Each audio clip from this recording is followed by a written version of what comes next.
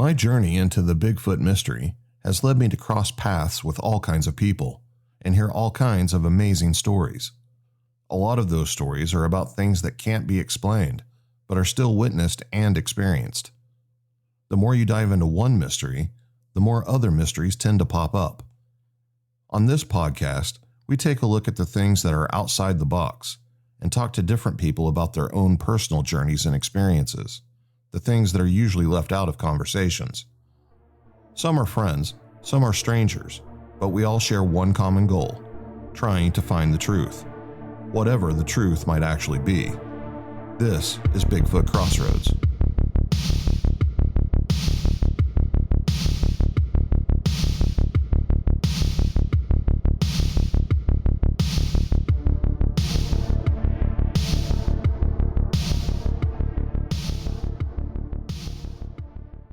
I'm your host, Matt Knapp, and on this premiere episode of Bigfoot Crossroads, I'm joined by my co-host, Mathias Tipton, and special guest, Kain Michael. Kane and Mathias are close friends and Bigfoot research partners. Kane joins us to share some of his new experiences and talk about some of the things he has experienced while out in the field that he just can't explain, things that he's never talked about before. Kain Michaels, welcome to the show. How you doing, man? Doing good. How about you? I'm doing awesome. It's been a while since I've talked to you. Last time I talked to you, you were living at a different location. And now you're at a new location. And according to what you told me, you've got some crazy stuff happening. You want to kind of lead us in with moving to the new place and what you've discovered so far? Yeah, absolutely. I was living up north, about an hour and a half north of where I'm at now, and went through a life changing moment and found myself looking for a new homestead. So I decided, I had the opportunity that I wanted a cabin out in the woods. And not only that, I wanted to do my best to find a cabin that was at least near some activity. So I moved to Southern Ohio. And for anyone that doesn't know, Southern Ohio has about 1 million acres of national parks, preserves, state parks, and I'm pretty much right smack in the middle of all that now. And when I got this cabin, I surveyed the property before I ever bought it, and it had some old activity on it, what appeared to be old activity. And then just right down the road appeared to have some fresh activity. And that was good enough for me. I'm literally 3 to 10 minutes away from pretty much 1 million acres of land to explore, and I got the cabin. It's a very remote location. You can't see the cabin from the road, even in the winter. It sets about 900 feet in elevation in the middle of the woods. There's no neighbors, and it's perfect. So have you noticed a difference in the type of activity you're experiencing here compared to your old place? Yeah, absolutely. So some of the activity at the old place was a direct, some of it was not good. It was scary. But I think it's a direct result of having a sighting there, but there's a lot of similarities as well. Like even at the old place, the activity would come and go, every few weeks. It was really hard to pinpoint. Sometimes it would be for a week solid, and then, nothing for a month. And that's very similar to that here. I've had some very direct things happen here, but I've been startled several times, but I don't feel scared most of the time.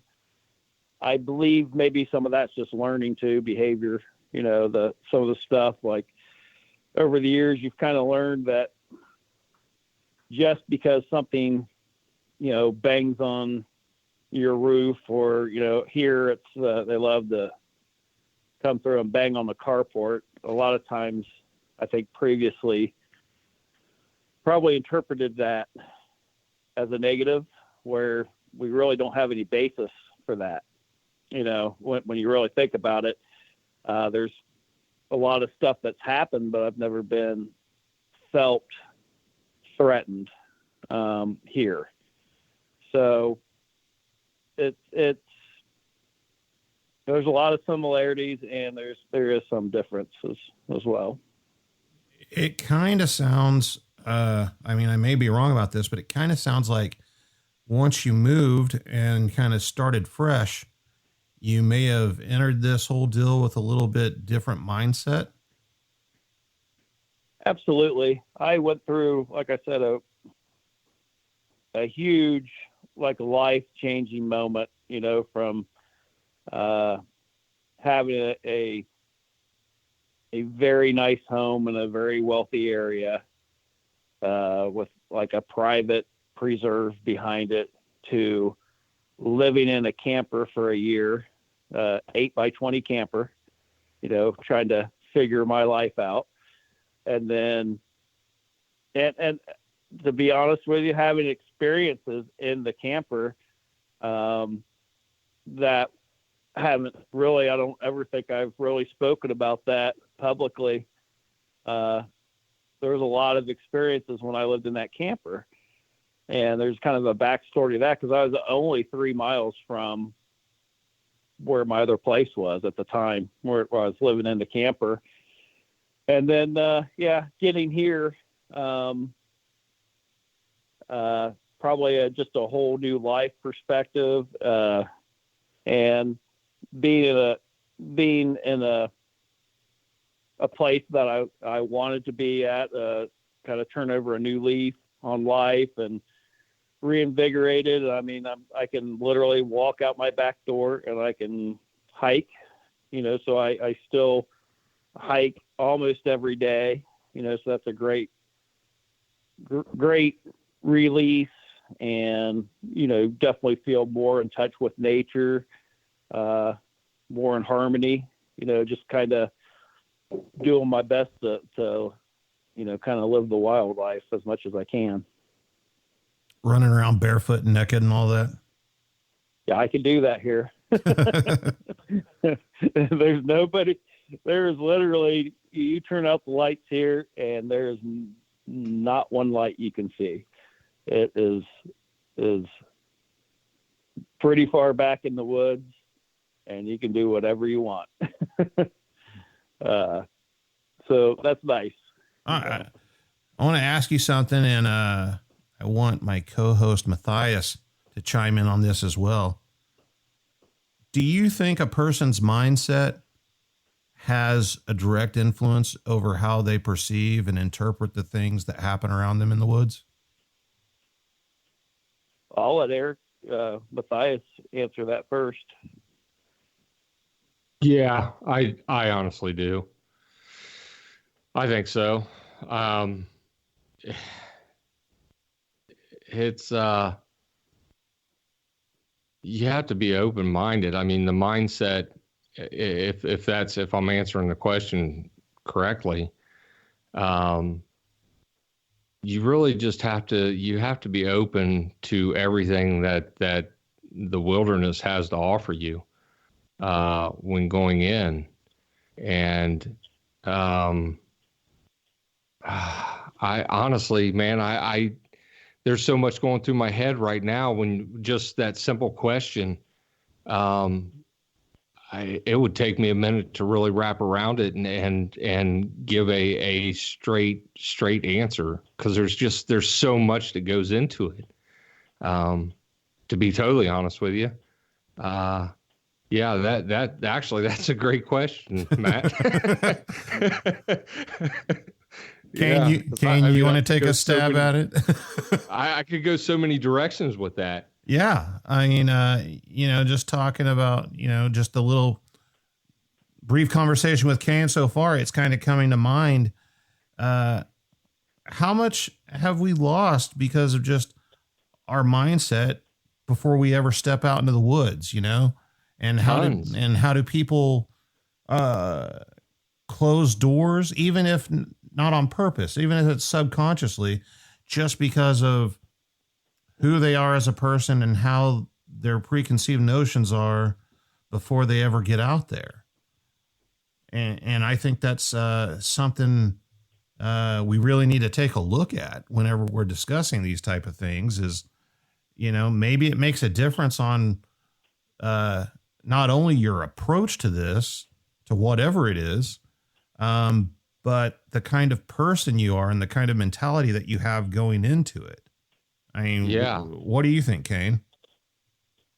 Absolutely. I think your mindset going in the woods is your whole perception, changes your whole perception. If, like I said, we really don't have any evidence to know, like, obviously if something's screaming at you and charging at you, you're probably in danger. But there's so many things that happen out there that I think we interpret as either scary, and it is. It absolutely is startling, when certain things happen. But if you recover and then you get your mind around it, there's been several times where something will startle you, but then nothing happens. So just because you're startled and wasn't expecting it, I don't always think that's a bad thing. I guess saying hello.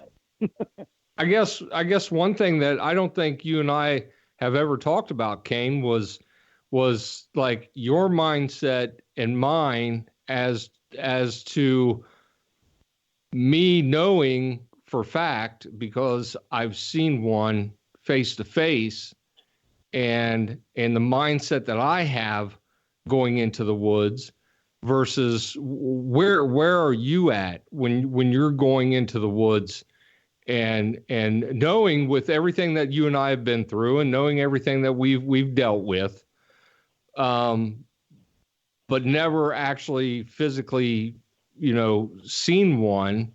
So I guess where are you at when you go into the woods? Where are you at mindset wise of have you ever thought of what your true reaction would be or mindset would be if you did lay eyes on one? Well, I believe I've laid eyes on them. I just haven't had the personal eye-to-eye encounter like you did. And I definitely believe that I could tell, like, when we're out there, you have a different level of alertness. Your head's a little more on a swivel. And I think because you've had that eye-to-eye, it is something, there's another reality to it, maybe is the best way.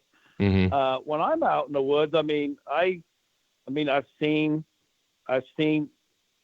several, shapes, and certainly I believe I've seen them, but not like, I guess when I'm out in the woods, because, I go out alone a lot. I'm usually not too concerned until something concerns me. Yeah. I'm pretty happy-go-lucky through there. Even I've been doing a lot of stuff at night and trying to, and have had zero problems until recently I saw some eye shine, and then that got a little, I started questioning, what the hell am I doing out in the woods by myself? Kind of, so I think there's, in a way, I kind of like it because I don't think it restricts me as far as, I honest with you guys, if, something comes face to face, which I really believe here is probably going to happen. Yeah. I don't know how I'll handle that until that moment comes. I hope it doesn't ruin my love for the outdoors. I don't think it will, but it might take some time. It definitely took Mathias almost a year to kind of get his head right again. And I saw it, and I experienced with him. And I watched how hard it was for him to kind of get back into the woods. And, he kind of had to break himself of that and go hunting alone in the dark, getting out in the woods. I remember him talking about it and breaking himself kind of that, I don't know if you want to call it fear, but whatever was it was really, fear. it was fear. Yeah, really affecting you. It really affected your life for about it, that I know of, for at least a year. Yeah. So, and he definitely, let's say, for instance, we would hear, something snapping some trees and breaking some trees out, 40 yards from us. And I would run up and go snap a tree back, and he would look at me like, "What the hell are you doing?" like there's another sense of reality there. You know what I mean? Yeah. So, yeah. And then you have some people, like our good friend and colleague, Dan Rickey, who has laid eyes on these things. And I've been with Dan in instances where they were throwing rocks at us, and Dan just started picking up the rocks and throwing them back. And, and I gave Dan the same look, like, what the hell are you doing? Right. Their rocks are bigger than ours. Yeah. Stop. And they can throw harder.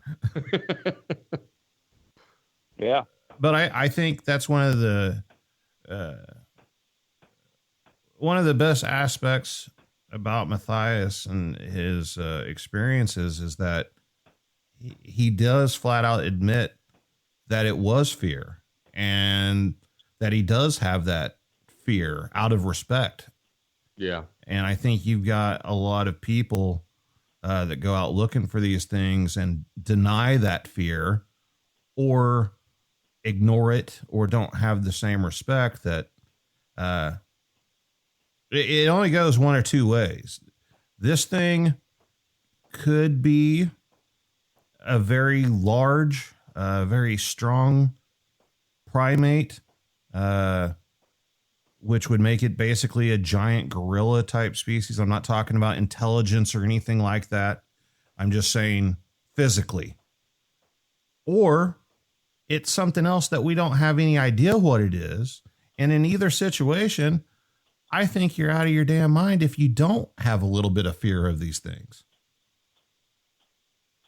Yeah, I think though they will definitely command your attention. Like they will at one time or another, whether you see them or not, they will show you that they are truly the boss of the woods. And we have experienced it many times. And it's like when playtime's over, playtime's over. It's, and that whatever is breaking that 8-inch branch over there and twisting it and crackling, and you don't want any part of it. You know? Yeah. So speaking of fear, tell us about the incidents you're referring to about while you're staying in the camper, because the idea of being in a camper and these things running around outside terrifies me. You know, I didn't talk about it publicly for several reasons. You know, sometimes you don't want to be the guy that always has a Bigfoot story, you know, and so because people start to like, oh, this guy, you know, it's happening, you know, everywhere he goes, and I even question people like that. So I didn't. I just kind of kept it. You know, I told a few people, but I didn't talk about it publicly. But so I moved out of this house, and I bought a camper because I wasn't sure where I was going to live. I wasn't, you know, really at a transitional place in my life where I could do anything. I could live anywhere. I could, you know, move. And so I just wanted to take some time to figure it out. But at the same time, I was kind of, the relationship I was in didn't end very well. And there was a lot of fighting over, you know, material things. And I ended up only moving 3 miles from where my old research spot was. And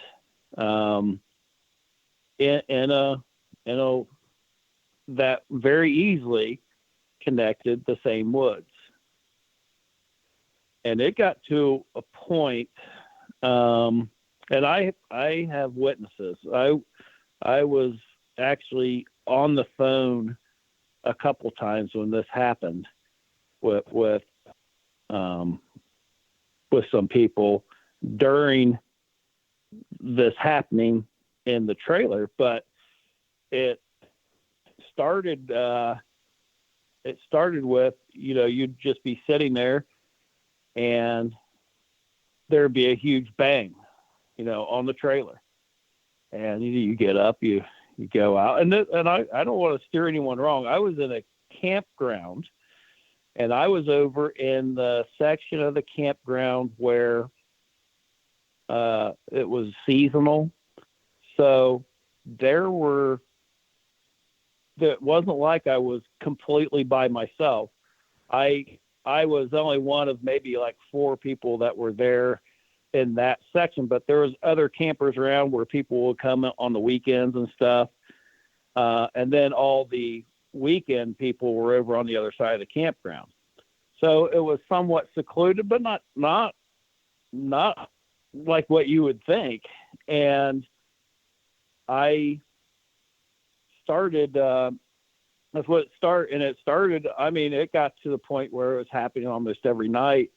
And then hitting the side of the camper, it would shake the camper.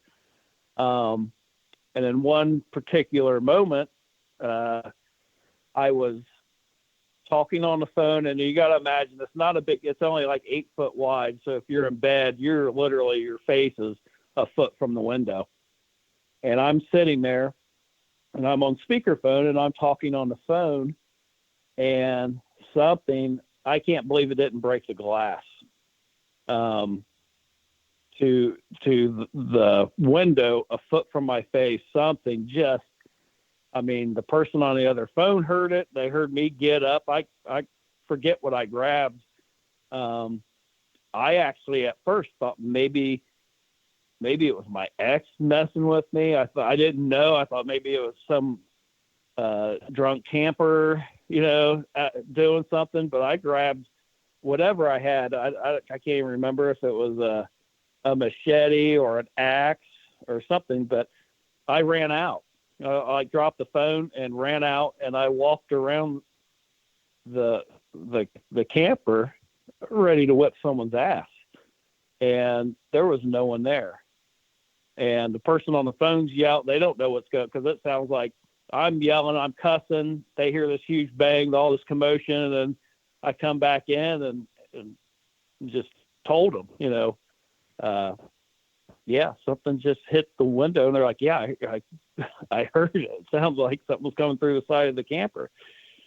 And after a while, started to know, like, I had dents on the side of my camper, like the size of like what a baseball would hit.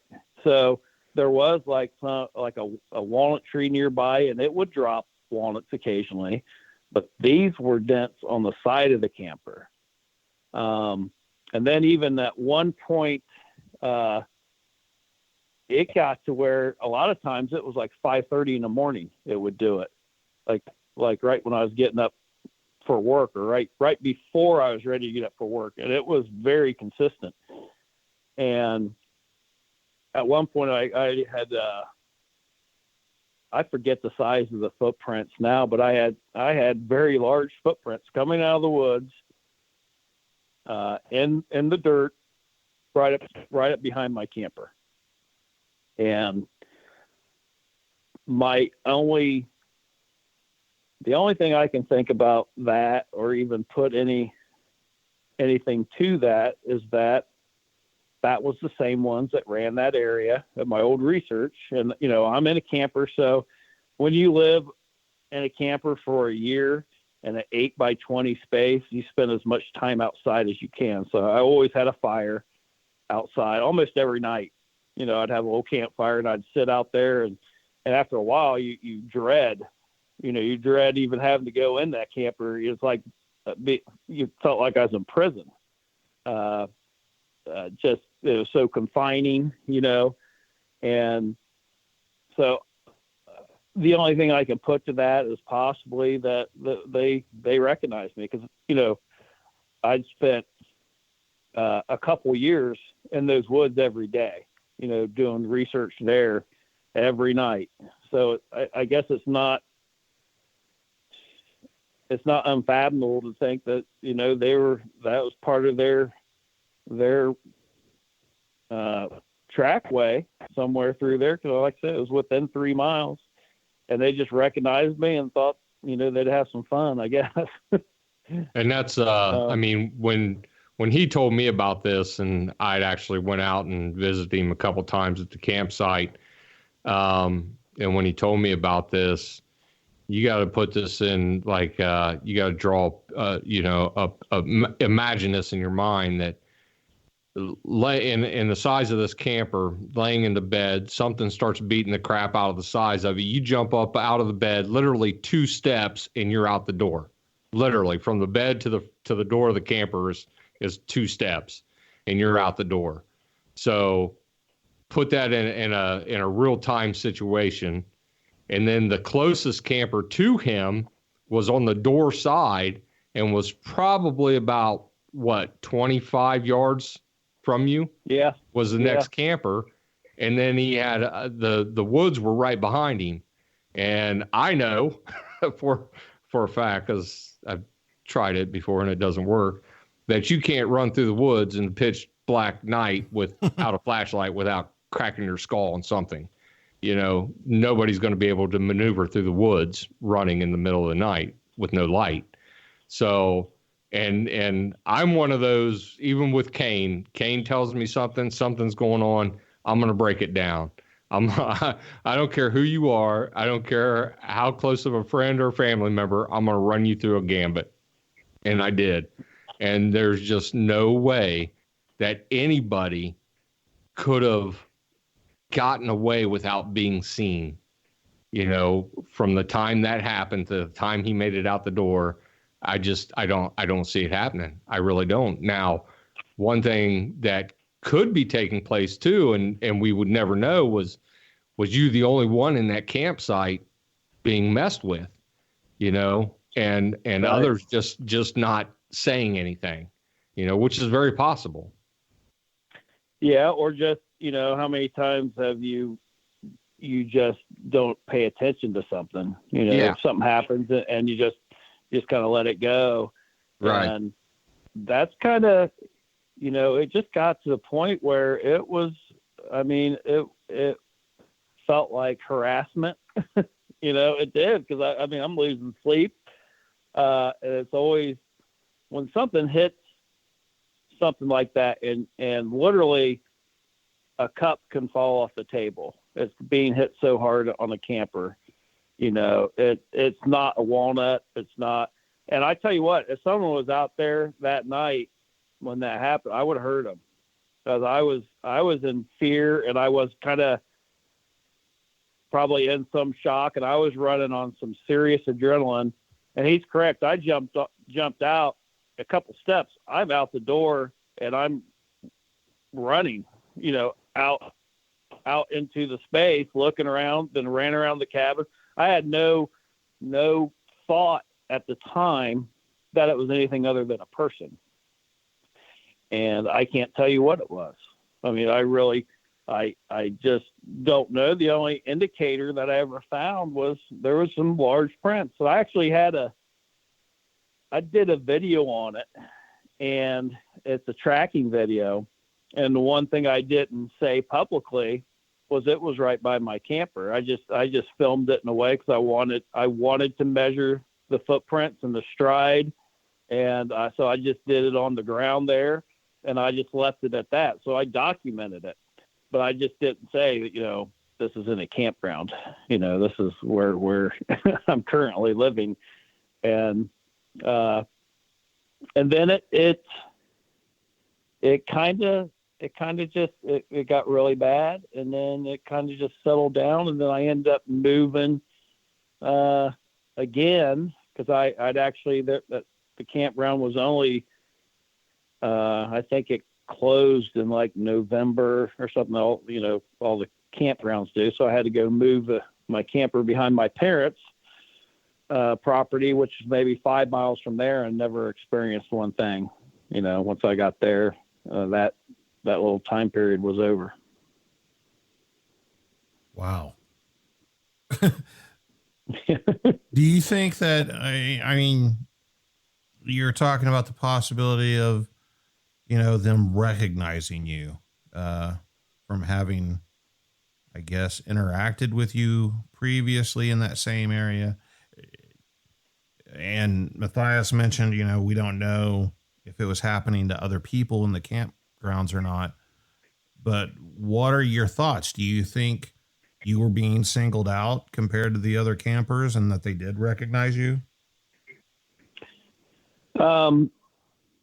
That's my thoughts. Cause if you think of the history of the other property, there was definitely, we talk about the rock throw incident. I'd filmed something, during an encounter. There's you hear some clapping, there's a figure, looks like it's throwing a rock. And right before that, I'd had a sighting of something that was maybe 5 foot, moved like a salamander, belly crawling, and then jumping down this gorge, like 30 yards into the weeds. And, I think, I think I got in between it, because it wasn't that big. It was maybe 5 or 6 foot at the most, what I saw. But something, I think I unknowingly walked in between it and the rest of whatever was there, because it's kind of like when all hell broke loose. I actually called Mathias during this encounter, but it was that same night, when I was not that far from where I lived, where this happened. And that night is when I kind of, and I got a bunch of that stuff on video where my home got assaulted. And that was where it was, I went outside. I I was going to use my thermal, and I had a 2-story deck, and I'm just thought, because of what had happened, I would scan the woods. And when I walked out of my 2-story deck in the dark, this thing was in my backyard, and it knocked over all my pool furniture. It, like, you could physically, there was something in the backyard, and I took them. It freaked me out. It took a moment. I stepped inside. When I came back out, I was scanning the woods, thinking that I would find something running away, and I could not find anything, and did not realize that it was underneath me, directly underneath me, under the 2-story deck.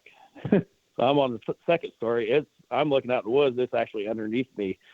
And I believe it takes my screen door, it slammed my screen door right underneath me, scared me, got back out into the woods, it was knocking on trees. It got behind my pool house. And I was, at the time, like, each time something would happen, I mean, this was one of the scariest times I've ever been in my life. I literally would have to go in for just 30 seconds and kind of collect myself and then go back out. And I think at that time I was given the opportunities to kind of evasively move around, because where I heard it, I thought, I heard it hit a dead tree. I knew exactly where the dead tree was. By the time I got over there, it had already moved behind my pool house, and we got to one point to where I had my thermal, and I'm pacing my deck, and I'm trying to get around, trying to get a visual behind my pool house, and I'm hearing this thing walking around, keeping the pool house and myself, using the pool house to block. And I can hear this thing, and it's walking around as I'm like trying to get around each side of the pool house to see it. And I'm damn sure not going out there, at this point. And then it ended up hitting the pool house. And it got to a point where I'm like, you know what? I'm not giving into this anymore. And I went inside. I heard a lot of commotion out there.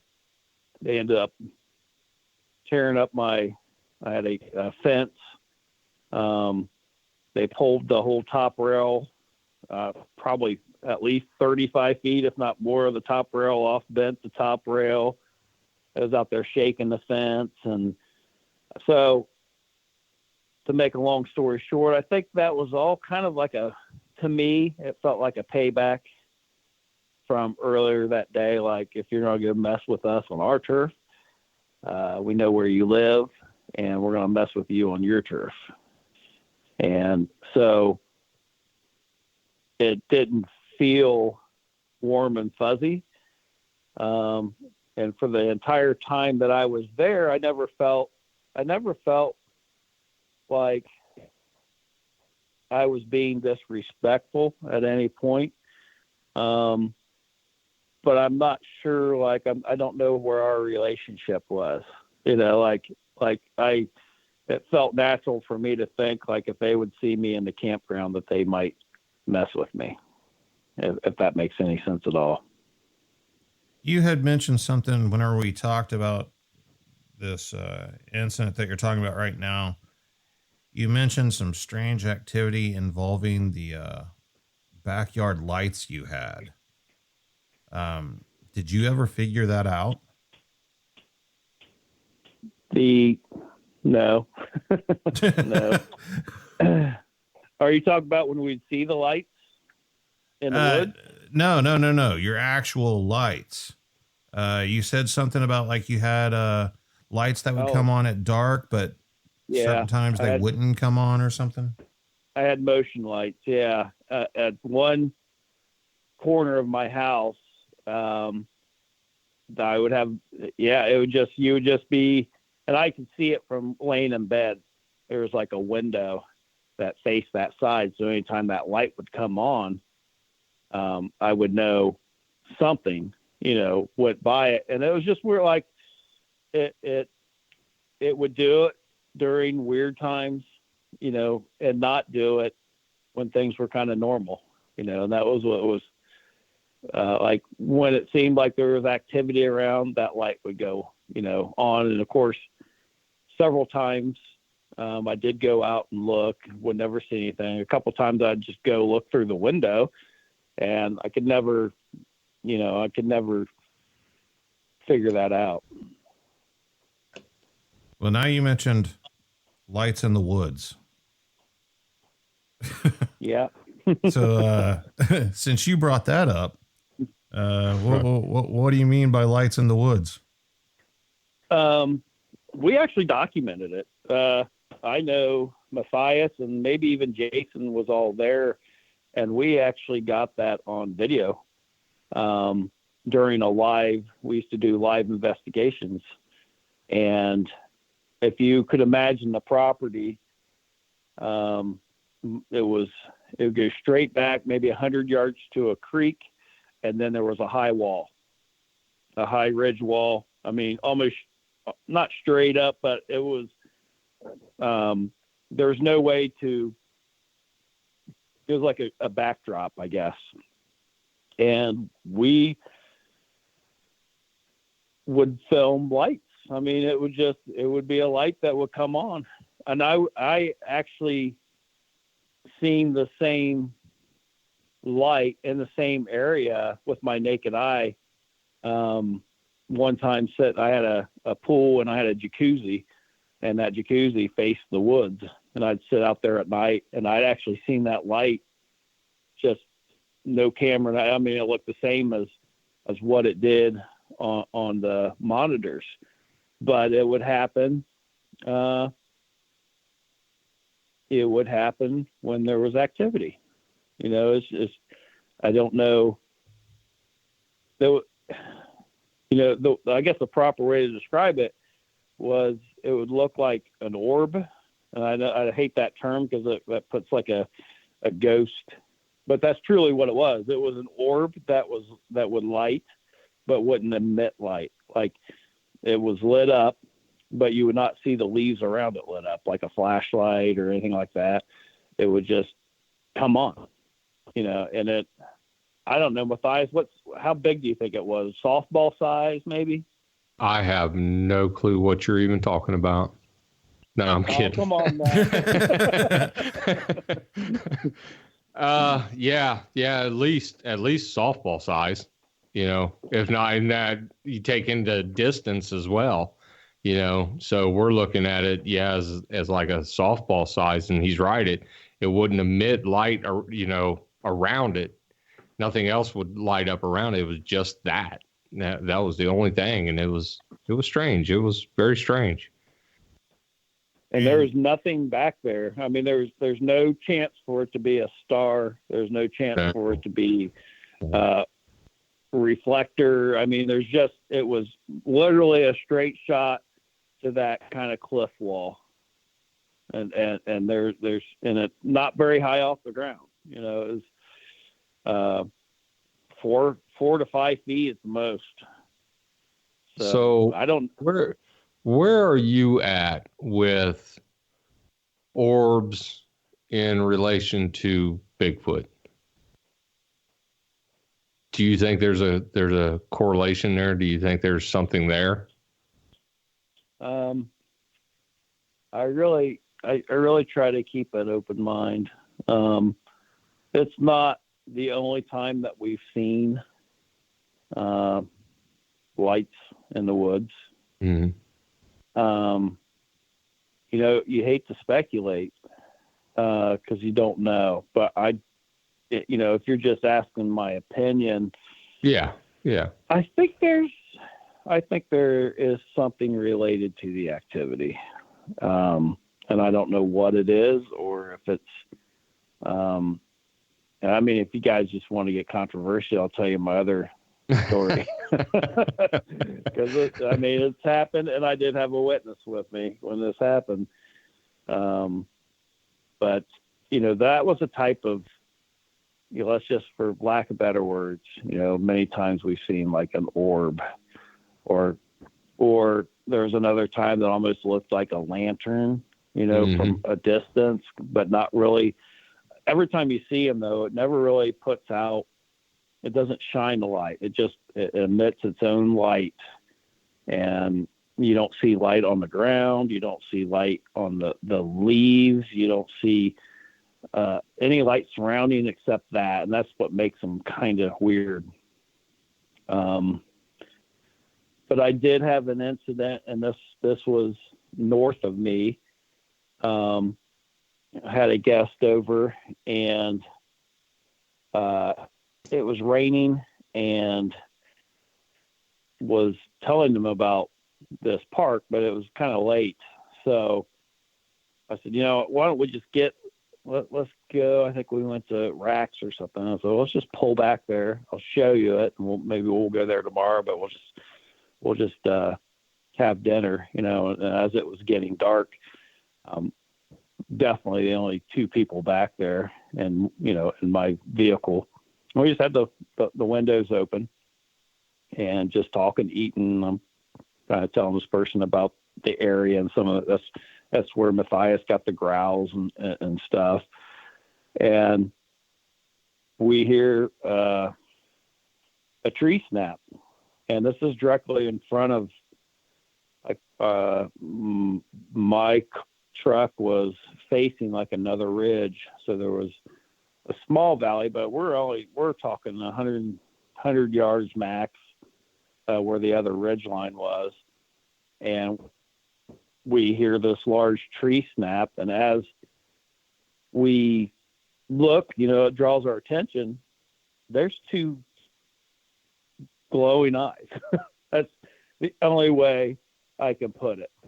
It's two eyes. And when I first saw it, I looked behind me because I thought maybe a car, like a park ranger, was coming in to close the park and was shining through the woods.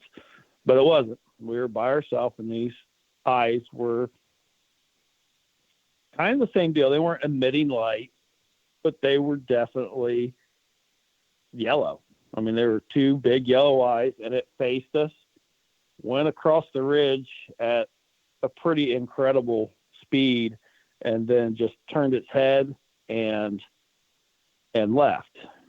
But what made this really interesting is we went the next day and found footprints of exactly where we saw this, and could even see, like, when the way its gait was, it was facing us the whole time. And instead of turning its legs, it's like its feet were facing us, and it was sidestepping itself like how the football players do their drills through the tires or whatever, they go sideways. It kind of did that all the way across, and I don't know how anything could do this. And kind of cross its legs like that and move that fast.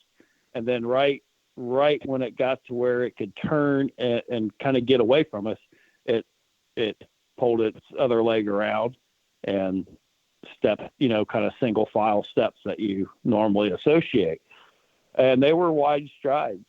And I've never talked publicly about that one either.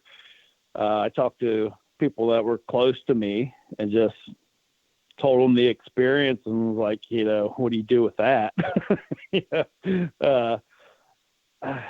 Yeah, I think mine was don't tell anyone.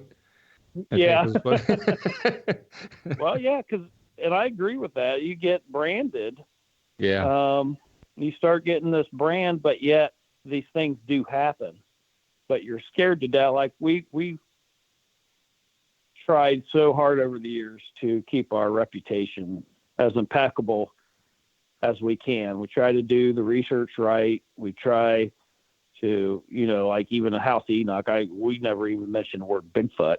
We just try to document, yet there are these things that do happen. And I guess kind of where I'm at with it in my mind, I don't think the eyes were glowing. but I think there were large globy eyes that were certainly reflecting all the light around its surroundings and made them appear to be like bright yellow, because it was just almost dark. And I mean, these things were they were yellow eyes and they were bright. And that's kind of, I guess, to keep it, I mean, considering the subject, to kind of put a reality behind. I don't think its eyes were glowing. I think that they probably, kind of like an owl's eyes, can reflect a lot of light off the back of them. But I did have the opportunity to talk to a fella. I won't mention his name. He's writing a book, and he's an eye doctor. And he is writing a book about animals and their eye shine, and that he, says that animals can, and I don't know the technical terms, but they do, certain animals do have an ability to make their eyes almost fluorescent. And after talking to him for a long time, found out the reason he's writing this book is because he had his own experience with glowing eyes when he was younger. So he's doing this completely on a college level, nothing to do with the subject of Bigfoot, but researching this ability certain animals have, but yet he had an experience, and that's why that's the tool he is using to keep his reputation, to do an actual study on it. But the real reason is he wants to see how that could happen, because he had a very similar experience. That'd be really interesting. It's a subject I've discussed a lot over the years, being involved in Bigfoot and Bigfoot research. And while I haven't witnessed it, and it's not something I fully understand how it would work, there has been, I've heard a firsthand story from someone who has always been very straightforward, scientific based in their research, and they had their world kind of turned upside down because they saw a Bigfoot with what they said was glowing eyes, that the eyes were producing their own light and not reflecting any ambient light from around it. And you do hear those stories, and I don't know what to make of it. It's one of those weird things that we seem to just run across. Yeah. And I'm not, it's one of those, I'm the same. I don't know how it works or what the mechanics of that are. That's not something I'm going to hang my hat on. But at the same time, if someone asks me point blank, I feel it's a disservice to them to deny it. I think you got to just, when asked point blank, you gotta tell people what you've experienced. And, cause hiding it, doesn't do further the research at all. And maybe it can be disproven. Before that, I would have been right with everyone else and said, cause even like the orb type stuff, I've always associated that with a eye shine of sorts. So I can get my head around that scientifically, like, we're getting, the light's just reflecting right. And you're getting something. But I don't know that, it's just, you try anytime you come across something that's unexplainable, you try to explain it with scientific terms, I guess. And maybe there is science to it.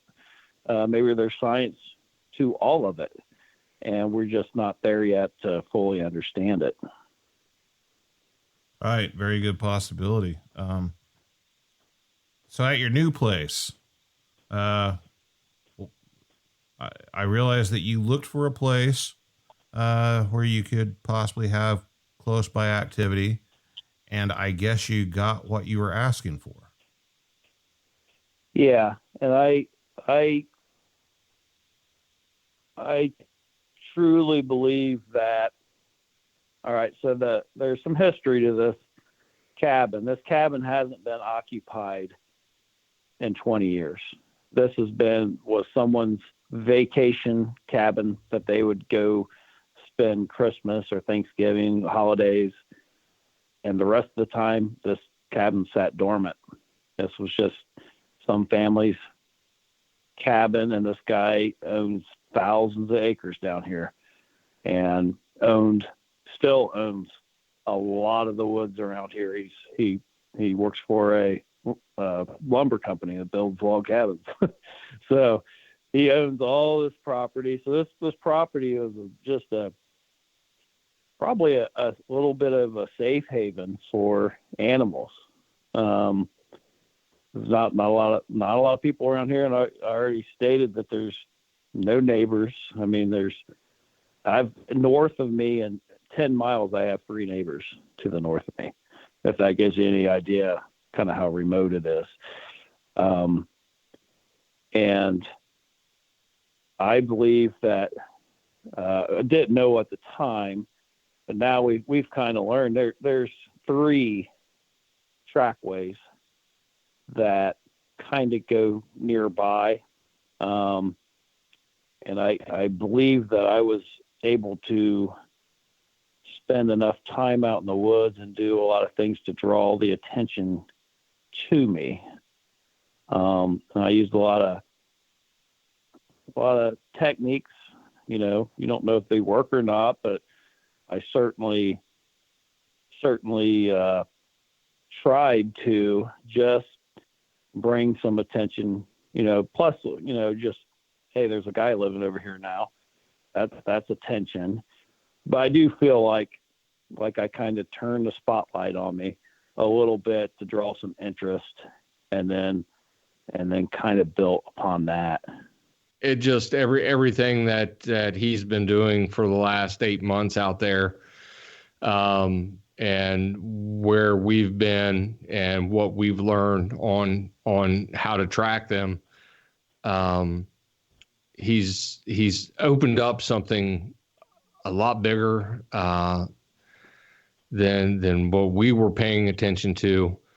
We found just a very small bit of information, and we jumped on it, and that's what got us to the point of being able to establish a trackway and follow them and travel pattern and all that jazz. But what he has found in the information that is left, it's really mind blowing, and it goes much deeper, a lot deeper than anybody out there could ever imagine. And I'm sure there's going to be a lot of people out there right now where we're at and where Kane's at with it, to talk about it right now. There's going to be a lot of people like, yeah, okay, right. But it's there. The information is there. It's much bigger. What they're leaving is unbelievable. So it will all come out eventually. It will come out. It's at the point right now where it's gathering the data and getting it all together and building that solid. Actually, it's not building theory. He's actually building facts. And that's what's so cool about this. It's, what is taking place right now are facts that are being put in place. Once there's enough of it gathered, there's there's going to be, you could take what it is and you could take it to a college, you could take it to somewhere like that and present it on paper. Here it is, here it all is, and put it to the test, and they would find it to be fact. That's literally where we are with this research. That's where Kane's at with this research. It's truly unbelievable.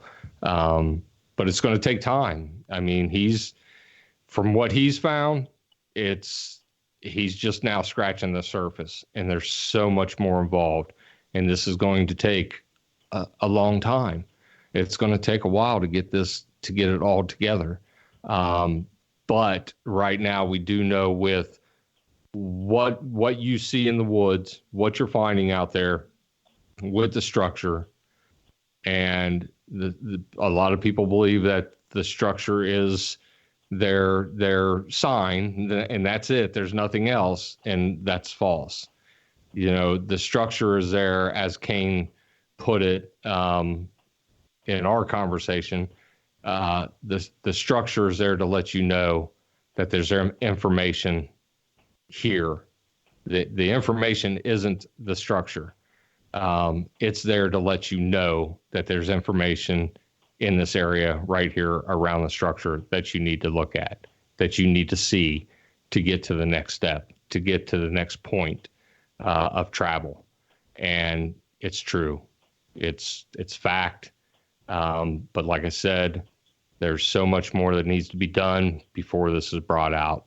But it's truly unbelievable. And the best way for us to be able to show a skeptic or anybody that disbelieves our research or what we do or how we do it, invite us to your area.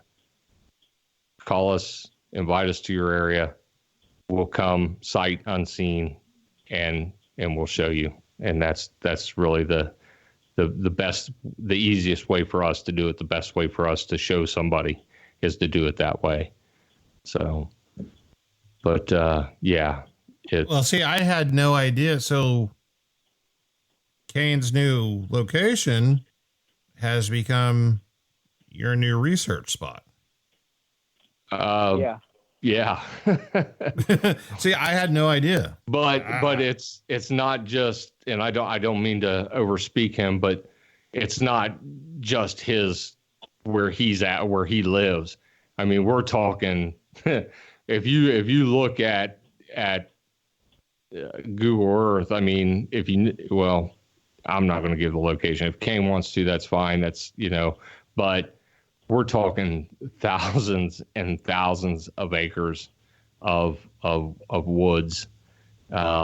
So it's very vast. It's a very, very vast area. Yeah. My property is just a tiny piece of it, really. I mean, yeah. in all reality.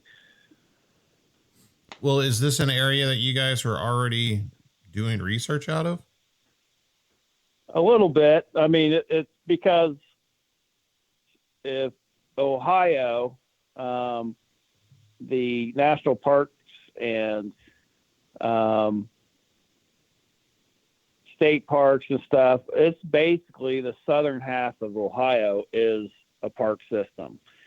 The southern half of Ohio is almost completely wooded, and it's the foothills of the Appalachians. So we've been all around, throughout the years in these areas. This specifically, right now, I'd say 80% of it's on private property. Yeah. Wow. Yeah. Yeah. Yeah. It's completely landlocked.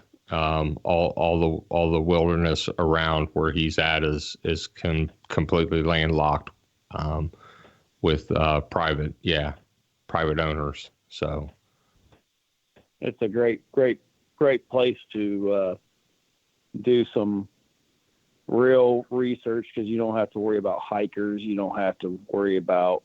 I'll tell you right now, in 8 months, I have not seen another person ever. Wow. In 8 months out in the woods. So it's very remote, and it's you don't have to worry about, you know, human activity. There's no hikers, and it's really, you get going a ways out, it's like no man's land. I mean, Mathias has seen it. It's just you can literally walk outside my cabin and walk to the Ohio, and I'm in pretty much the middle of the state, walk to the Ohio River under cover of trees. I mean, it's that vast. Oh yeah. Yeah. Sight unseen for sure. Yeah. So what was the deal with the owl? You posted something on the internet recently. Yeah, that was all kind of the same, the incident with the eye shine. I had an owl that has survived for 8 months hanging at the corner of my porch. And when I saw this eye shine, this eye shine wasn't your normal eye shine. I mean, and I wasn't that far from it. Its eyes were at least 4 inches long, and of course it's pitch dark.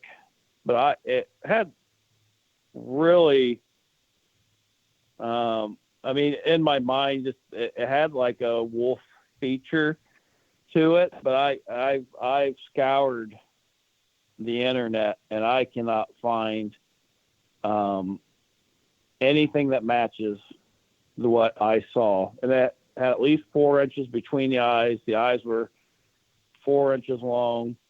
And the only match I could actually find, I kind of had to redo it, but was just a search on evil eyes. And that brought up something that was pretty close to what I saw. But during this, I was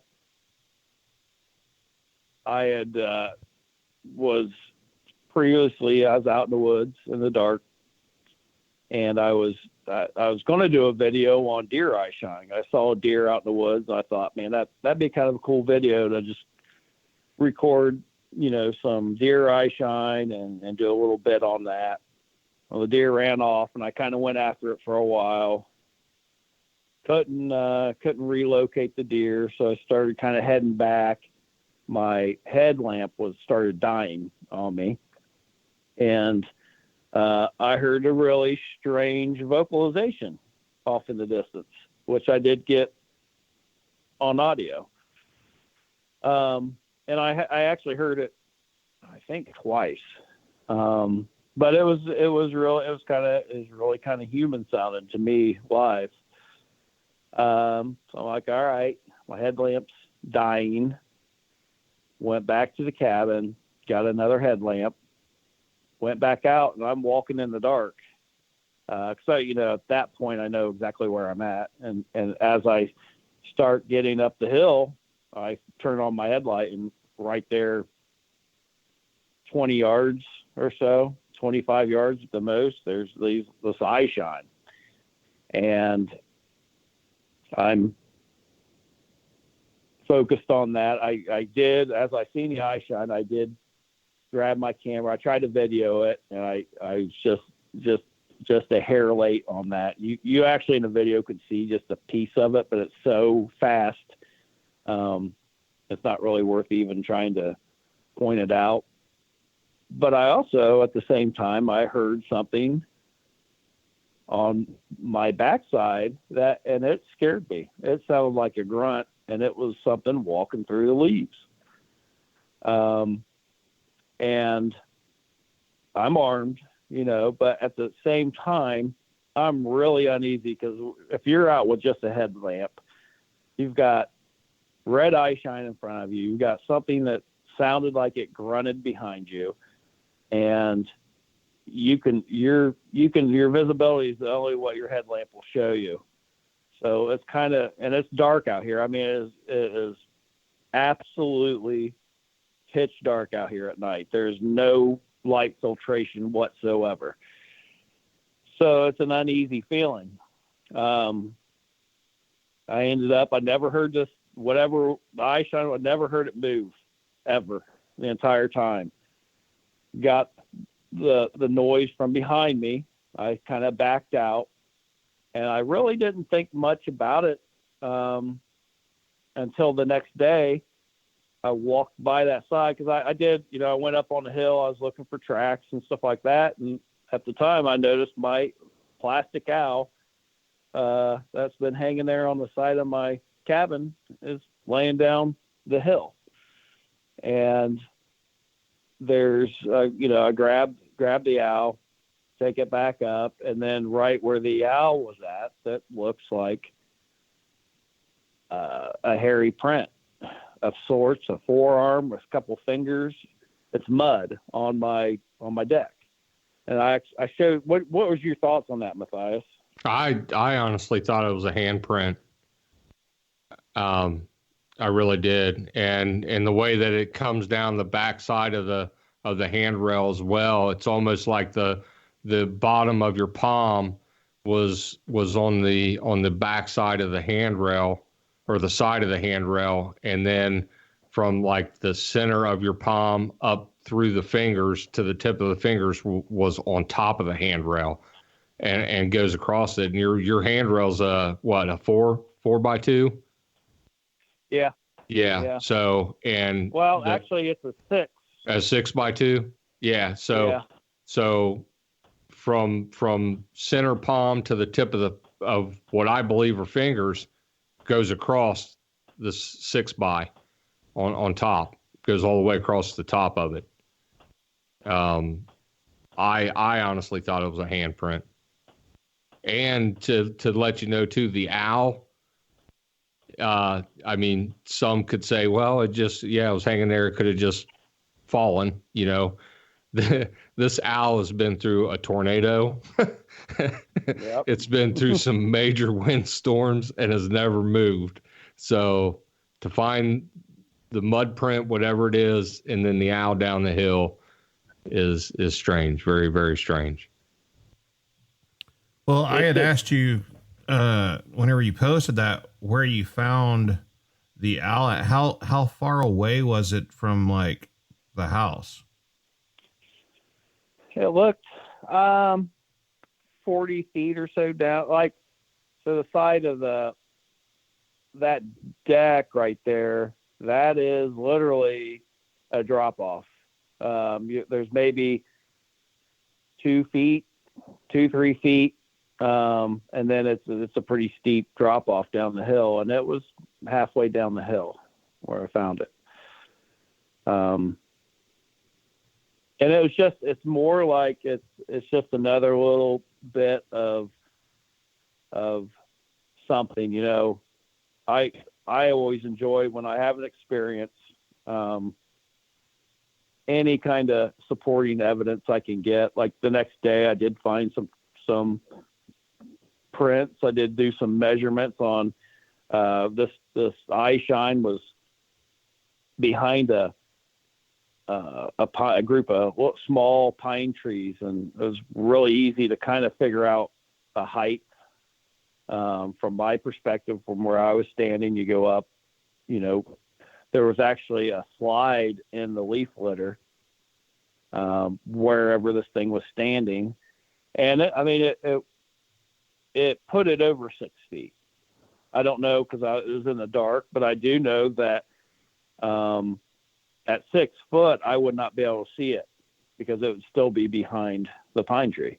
My range of vision, it had to be at least 6 foot or taller for me to even be able to see it through the pines. And to have that, and then just the supporting evidence, you look over, and a lot of times that's how it kind of works. You have something happen, and then as you start looking around, things don't look the same. It's like, I don't remember the owl being down the middle of the hill there, or I don't remember this out in the middle of the yard. That's when there's that kind of activity go around. You could almost swear that you have ghosts.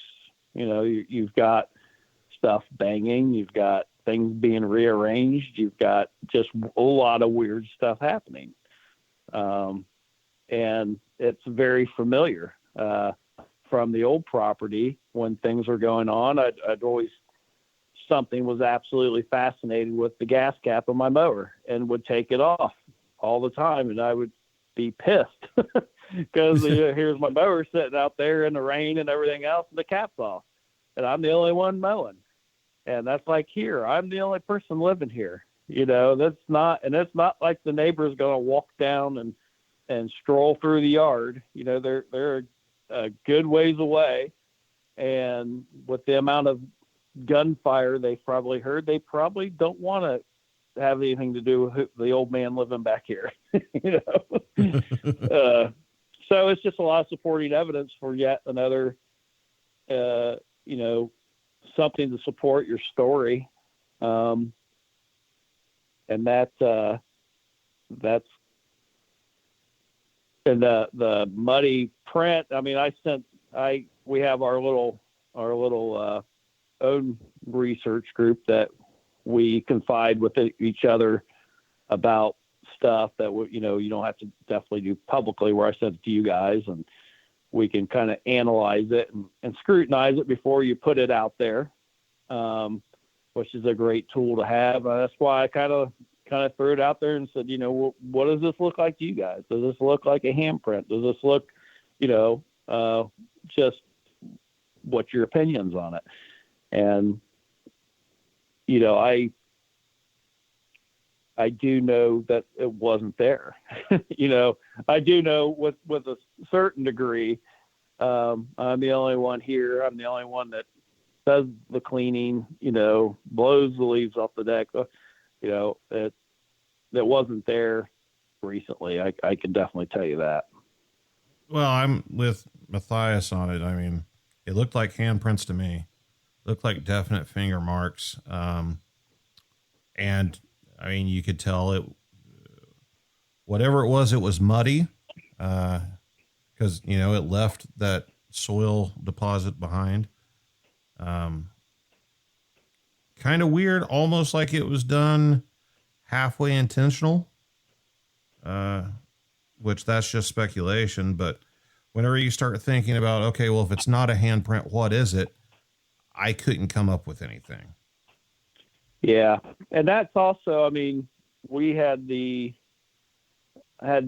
encounter right there with the screened in porch and the thing hitting the carport. And, so there's been a little bit of fascination with that screened in porch anyway. And I don't know if you want me to talk about that, but I can. Sure. Go ahead. This was in the summer.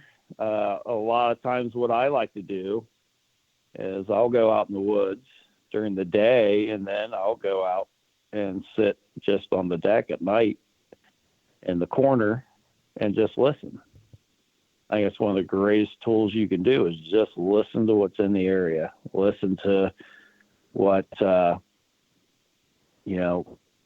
listen to for any calls or anything. So I have a very, very dark corner that I like to sit in. And I had been out there about 45 minutes. And just for the hell of it, I did a mouth pop, and across the pond, I get a knock. And immediately, something that sounds like an elephant comes down from behind me, up in the woods, comes down, it's crashing. I mean, it is making itself known. Crashing through the forest, comes up and hits the top of my carport. And it sounds like a gunshot. I mean, this thing slams it. And I lost my motor skills. It surprised me so bad that I literally got up and walked into the cabin. Like I really couldn't stop myself.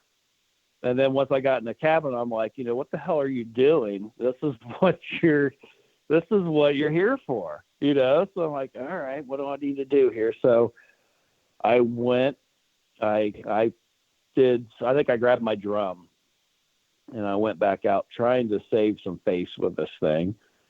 And my carport's 20 yards from the deck. So I walked to that end of the deck, right in the location as close as I could get to it on the deck. And I turned my back to it. I just stood there for a while. And then I kind of drummed a little bit and then didn't hear anything. And, I was just trying to prove to it, like, if an animal I don't want to say in a way, even though I was scared, that I'm not scared. I'm going to turn my back to you. I'm giving you my weak side. What are you going to do? Maybe to calm it a little bit or whatever, or maybe acting like I didn't really know that it was there. So I got to thinking, I'm like, okay, I've got, there's something going on out here. So I grabbed what I did is I made a big showing. We've talked before, like, you don't know how well their memory is. So maybe if you do a whole bunch of multitasking, maybe they'll forget what you originally did in the beginning. So I came straight in the cabin. I grabbed my recorder. I went out to my screened-in porch, which is connected to my deck. I put my recorder in the screened-in porch area, went back in. I got some ice, shoved around, went back outside 2-3 times. Just kind of made a showing of doing a lot of different things. And then I shut everything up, turned all the lights off, and went upstairs and just laid there and listened. And I definitely was hearing some different knocks going back and forth. And it got to the point, it's a work night, and I fell asleep. Got up next day, didn't think much about it. Turned my recorder off. I got home from work, started listening to this recording, and immediately as I walked into the cabin the first time, I didn't hear it, but there was a knock. And then after I went up and went to bed, turned the lights off and everything, about 20 minutes after I was up in bed, you hear my screen door to my covered porch open. Something comes in, you hear the floors creaking. It kicks the recorder as it comes in, sits down, comes over. I have a door leading into my cabin. It jiggles the door. It's like trying to open the door, and it's locked. But it's an old-time door. It just has one of those hook locks. It's an antique door, but it's shaking it. You can hear the glass kind of rattling it. And then it sits down, scratches, and is in there for like 6.5 hours straight. And there's stuff going on outside, and you can hear knocking and stuff. And about 20 minutes maybe before I got up to go to work, it gets up, leaves, and you can hear it walk through the woods away. And I had no idea. And that incident changed everything, how I do things here now. Everything. I never once ever thought about that screened-in porch, that something could be in there. And it's dark. And I walk, before that, I walked out there all the time, didn't even think about that. I'd go, and it's pitch dark in the mornings. I relocated my work truck to where it's close to the cabin. I've got an electric start. When I get up every morning, I go over when I'm getting ready for work. I flick on the light. I look out and make sure there's nothing in the screen porch area. Turn that off. I turn on my truck because the headlights are on. And I don't, even coming home, I don't go that way anymore. I go through, I actually enter my cabin through the back because it's closer. It's a closer walk. And, I don't want to be ambushed. And I'm not saying that that's what was going to happen, but I have a whole other level of precaution that I absolutely every single day go through that regiment, because you don't know. That's crazy. Holy cow. Welcome to our world, Matt. I mean, what if the door had been unlocked? Yeah. There's a possibility that like you could wake up with one of these things staring at you. Yeah. I never thought not to about freak it. you out even more. I actually, like, where I sleep's kind of the fortified area, and I think I have 9 guns in my bedroom. So if I'm a pretty heavy sleeper, I don't think it would ever matter. But if I had time, I have a whole arsenal up there, ready to go.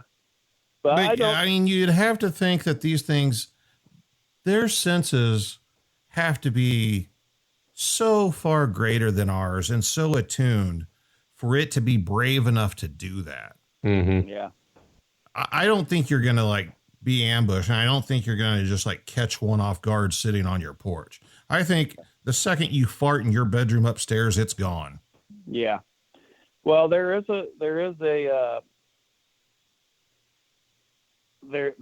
have a system, and I've experienced it here. Eric and I have definitely experienced it several times. But I was out here, and this is not that long ago, and as I was going into the woods, there was some dude on a 4-wheeler going down the road, and it's loud because it's really quiet out here. And it like when you first hear it, was like, is someone on my property? It's kind of that thing. And they're like, no, he's on the road, but it's loud. And it kind of shielded my noise as I went into the woods.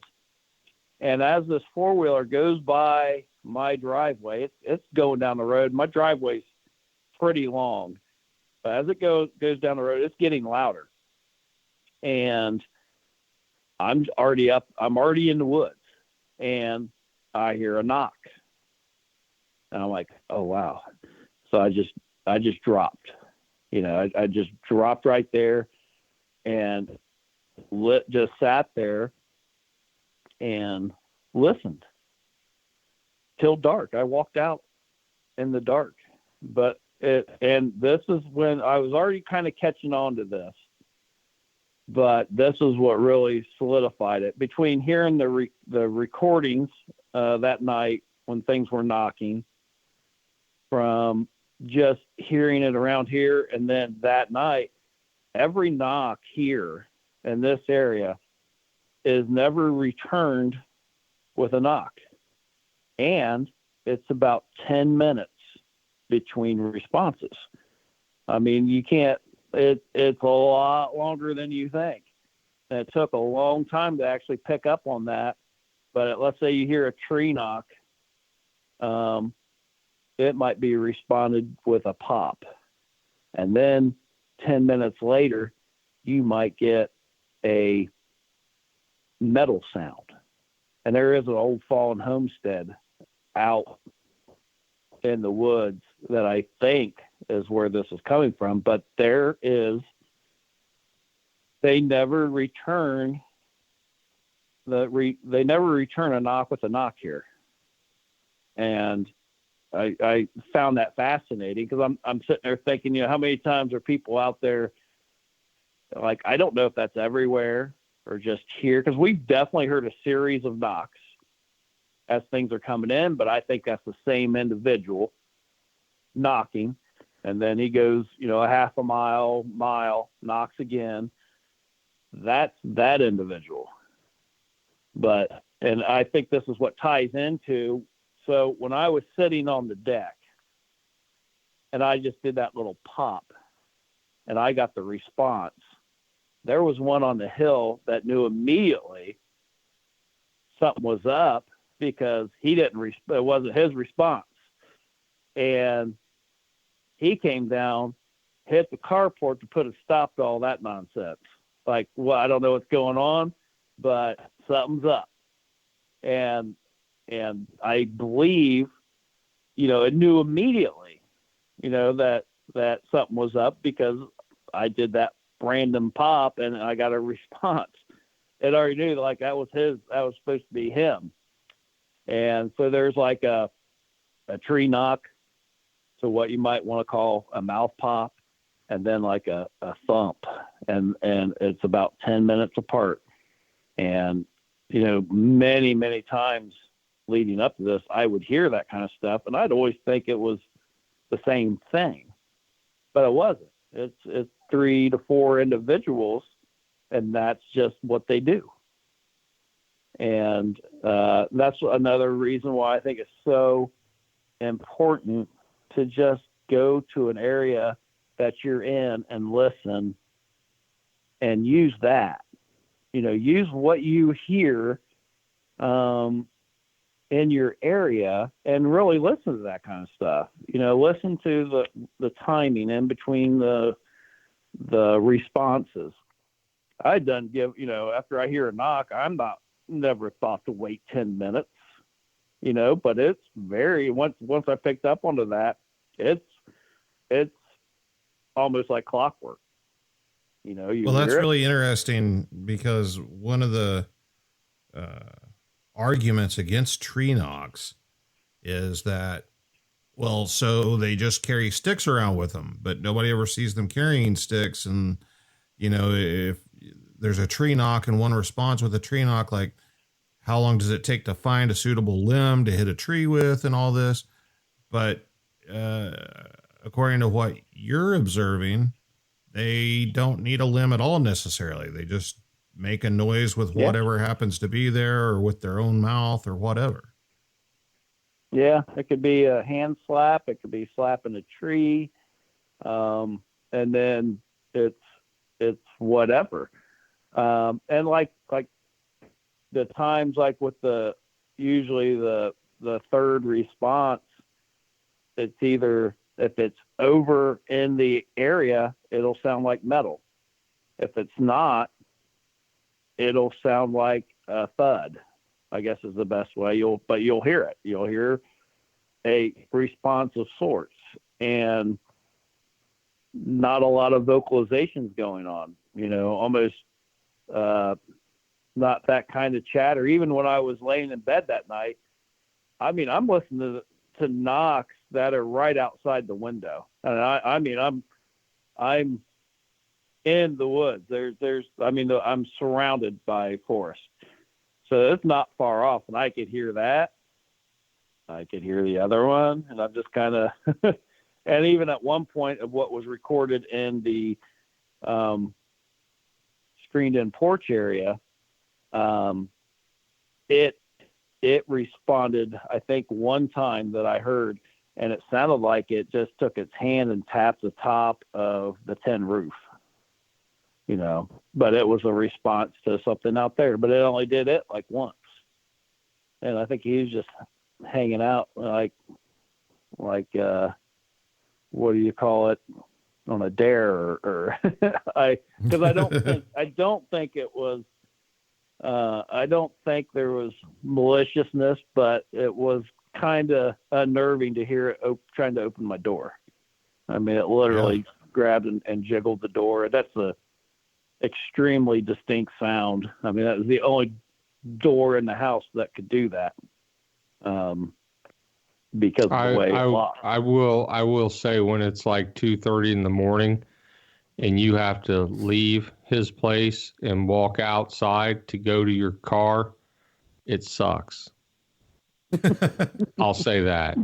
So, because he doesn't walk out with you to, out on the deck. He stays inside, like, okay, check you later. And yeah, you're out there. You're on your own. You're on your own, man. That's my experience every single morning. Yeah. like a backup. And what else freaks me out is I have 7 surveillance cameras, and they're all, I had them way out in the woods, and it really seemed to affect the activity. I don't want the activity far away. I want it closer. So I moved everything in to where there was plenty of room to maneuver around them.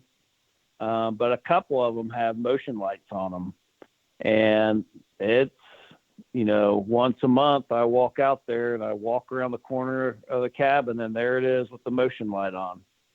And I'm like, damn, it's up on the tree pretty high, and you just never know, but it's an uneasy feeling. Then you got to drive by it, I got to drive right by it. And, but yeah, that light was actually on tonight when I came home. I pulled in the driveway and that light was just shining, and I'm like, yeah, must just have been a bird. That's what I tell myself. But then I went out tonight before we had this and walked around, and I was actually trying to record some really strange vocals, and it just didn't pick up very well. And I hear these a lot, and I always associate them that it's a dog out in the distance. But tonight it was a little louder, and it was a very strange vocal, and some kind of vocalization, like a really raspy kind of long drawn out bark. And I was trying to really just record it so I could play it back and really kind of analyze it. But it just, as loud as it was for me to hear, it didn't pick it up hardly at all on the video that I did. Well, So, Mathias, is there anything you want to drill him on before we cut out? No, man. I think this was a good show. It was an excellent show, actually. Yeah, no, everything is going on. Everything's happening. We're continuing the research out and around his area, and he's doing his thing daily, which is freaking awesome. To be able to monitor this daily. So yeah, we're moving forward and trying to put it all together. Kane, do you want to tell the listeners where they can find you on the internet, or what you're doing with Off the Trail and all that kind of stuff? Yeah, I have my site's just kind of like a blog of my weekly activities. It's called House of Enoch on Facebook. And then if you're just kind of into the outdoors, I have another site that's called Off the Trail, and it's just about outdoor living projects, a little bit of survival stuff, anything related to the outdoors, gear reviews. And I did that because really, every night I go out, and out of all, I'll shoot 6 to 8 videos a night. And really most of the time, there's not a lot of things Bigfoot related. So, I wanted just a different avenue to add to the experience of just, promoting the outdoors. And cause that's a big part of my life. It's just everything outdoors, from projects and hiking. And, I felt like there's just a huge piece of what I'm doing that's non-related to research that is interesting. And it interests me, fossil hunting, arrowhead hunting, all that kind of stuff. And then just kind of an avenue to be able to talk about being outdoors. And what Mathias was alluding to about we're going to have a lot of stuff that's going to come out that with anything that's new, and you're going to have, it's going to be controversial. And our whole goal in this is that, yes, it will be new. Yes, it will be controversial, but yet we can prove with real data. And then the listener will be able to go out and see for themselves, or invite us, and invite us anywhere in the country. And we feel that we could take the information that we've got and apply it anywhere. And we've already applied a lot of this in at least 3 different states, and it's holding water. And that's, in Ohio, we have obviously a tremendous amount of data that we're putting into this before we started applying it out in the field in other states. And the correlations there, the correlations here, that's documented. It is, we're talking like okay, let's just briefly, tree structures, are they natural or are they not? Well, how about if we can prove, out of, let's just say 39 locations here, what if we have the data that can show you within 200 feet in elevation that 90% of them can be found? It's to that level of what we're finding, that it's not just a random structure out. It's part of a much bigger picture, and it is going to really question whether this can actually be a gorilla or not. But at the end of the day, the information works, and the information leads you to other findings, and there's just no way that can be random if you can use the information. It's undeniable. It truly is. And it's almost like deciphering. If we were, the last 3 survivors in the world, and 500 years from now, we were dropped off in China, and we were looking at all these signs in Chinese, and we're hiking around, and we see one sign that has a symbol on it. And then, a month later, we see a sign that has a symbol on it. And then a month later, there's another sign that has the same symbol. And then as we're going through the city, we find a building with this symbol on it, and we walk in the building, and we're like, oh, it's a hospital. Okay, I get it now. It is kind of like that. It's almost like there's these things can be read. They can be, it's almost like everything about it that you think, you have to erase from your human brain and start from scratch.